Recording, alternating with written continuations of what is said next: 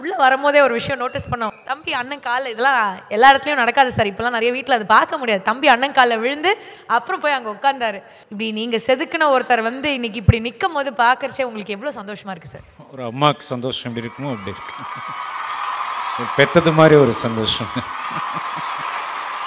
Sir வந்து காதல் கொண்டேன் அப்போது ஒரு காட்சி நடிக்கணும். ரொம்ப நேரம் ஆச்சு, எனக்கு நடிக்கவே வரல. ஒரு 5 டேக் 6 டேக் 7 டேக் போயிட்டே இருந்தது. செல்வா சார் வந்து ரொம்ப ஸ்பெசிஃபிக்காக கேட்பார் எப்படி நடிக்கணும் ஒரு காட்சியான. அதாவது டக்குன்னு என்னை கூப்பிடுவார், என்ன பண்ண நீ அப்படின்வார். சார் நீங்கள் சொன்னது தான் பண்ணேன் அப்படின்னு. நான் 4 வாட்டி தான் கண்ணு சிமிட்ட சொன்னேன், நீ 6 வாட்டி கண்ணை சிமிட்டிருக்க அப்படின்வார். 2 வாட்டி எக்ஸ்ட்ரா கண்ணு சிமிட்டினதை கணக்கு சொல்லிலாம் கேட்பார். அவ்வளோ தூரம் அவ்வளோ அக்யூரேட்டாக அவர் சொல்கிறத நடித்து காட்டணும். ஒரு நாள் ரொம்ப அவரோட பாவம் ஒரு நிறைய டென்ஷனில் இருந்தார். அப்போ எங்களுக்கு நிறையா பட்ஜெட் பிரச்சனை. டப்புன்னு கோவத்தில் லைட்டாக டப்புன்னு கணத்தில் தட்டிட்டார். போட அப்படி அப்படின்ட்டார். கடற்கடன் ஓடி போயிட்டு அந்த பக்கம். அதுக்கப்புறம் ஒரு சும்மாவே வராது. அப்புறம் நம்மளை கூப்பிட்டு ஒரு அடி அடிச்சிட்டாரா. அதுக்கப்புறம் சுத்தமாக வராது. இன்னும் கொஞ்சம் லேட் ஆச்சு. அப்புறம் ஃபைனலாக ஏதோ பண்ணி முடிச்சிட்டோம். இன்றைக்கி அதே கையில் மெடல் வாங்கும்போது எனக்கு ரொம்ப சந்தோஷமாக இருக்குது. எத்தனையோ அவார்டு வாங்கினாலும், எந்தெந்த ஊருக்கோ போய் அவார்டு வாங்கியிருந்தாலும், எனக்கு இப்போது இந்த மொமெண்ட்டில் ஒரு மாதிரி ஒரு சிலிப்பாக இருந்தது.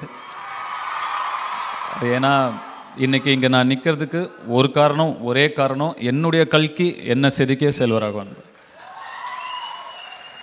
அதுக்கு இன்னும் நான் எவ்வளோ இடத்துல எத்தனை இடத்துல நன்றி சொன்னாலும் பத்தாது. அசுரன் பொறுத்தவரை நீங்கள் ஒரு ஆக்டருக்கும் இந்த மாதிரி ஒரு கேரக்டர் அவரோட கெரியரில் கிடைக்கிறதுக்கு ரொம்ப பாக்கியம் பண்ணியிருக்கணும், கொடுத்து வச்சுருக்கணும். அந்த வகையில் நான் ரொம்ப பாக்கியசாலி. இந்த படமும் இந்த கதாபாத்திரமும் என்னை தேடி வந்ததுக்கு. வெற்றிமாறன் இந்த கதையை சொல்கிறதுக்கு முன்னாடி தலைப்பை சொன்ன உடனே தலைப்புக்காகவே நான் இந்த படத்தை பண்ணுறேன் அப்படின்னே சொல்லிட்டேன். அசுரன் அப்படின்னதும் அசுரன் நான் பண்ணுறேன். அப்புறம் அந்தளவுக்கு வந்து எனக்கு அந்த தலைப்பு அசுரனுங்கிறது தவறாக புரிந்து கொள்ளப்பட்ட ஒரு சொல். அசுரன்னு அரக்கனோ ராட்சசனோ இல்லை. அசுரன் என்பது ஒரு குலம், அசுர குலம். அதை தவறாக புரிஞ்சிட்ருக்கோம். இனி அதை கொஞ்சம் சரியாக புரிஞ்சுக்கும். அது ஒரு குலம். ஸோ அந்த சொல்லை கேட்ட உடனே எனக்கு இருந்த ஒரு வைப்ரேஷன், நான் நிச்சயமாக இந்த படம் பண்ணணும் அப்படின்னு தான். அந்த சொல்லை தாங்கிறதுக்கான ஒரு எனர்ஜி வேணும், ஒரு சக்தி வேணும். ஒரு பல ஆயிரக்கணக்கான அப்ரெஷனை தாங்கின ஒரு சொல் அந்த சொல்லை தாங்கிறதுக்கு ஒரு எனர்ஜி வேணும். அது நானும் வெற்றியும் எவ்வளவோ ஹெல்த் வைஸ் சரி, எமோஷ்னலி சரி, we went through a lot. அது எல்லாமே எனக்கு இப்போது நினைவுக்கு வருது.